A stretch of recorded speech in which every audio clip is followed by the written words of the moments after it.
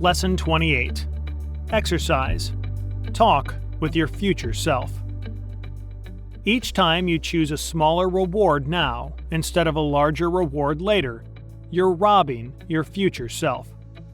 We're unskilled at envisioning our future selves and associating who we are now with the person we'll be in a year. This person sounds like a stranger, not like us. And since it's a stranger, it's easier to claim small rewards now than to wait for better rewards later. After all, we're here now, not in the future, right? In psychology, there's a concept called temporal discounting, the tendency to give greater value to rewards received now, or soon, in comparison to the rewards received later in the future.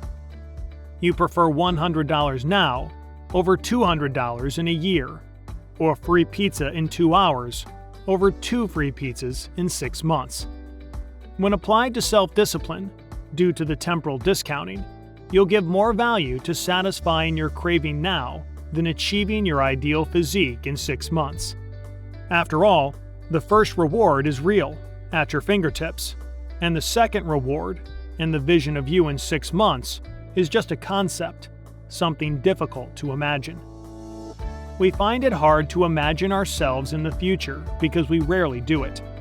You can solve the problem of the disassociation between your present and future self by writing a letter to your present self from the perspective of your future self. Let's say you'd like to lose 20 pounds and get fit. However, you struggle with this goal because you can't give more value to the future reward, healthy physique, over the instant reward, eating food you love.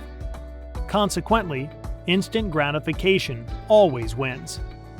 Now, imagine yourself in the future as a person who hasn't achieved this goal, and who in the past decided to rob his or her future self. Make the picture much worse than your current situation. Your future self weighs much more than today, and what's worse, you're getting fatter each day. What would your future obese self say? Would he or she be happy that you often cave into temptation and put off the long-term goal? How does the perspective of an even worse future affect your self-discipline today? If you imagine every single detail and feel the associated emotions, chances are your future self will cease being a virtual concept and become something real. You can also try the opposite by imagining your future self as a person who has achieved the goal of losing weight. What would your future, fit self say about sticking to your goal? How would the path toward the objective look to a person who has already achieved it?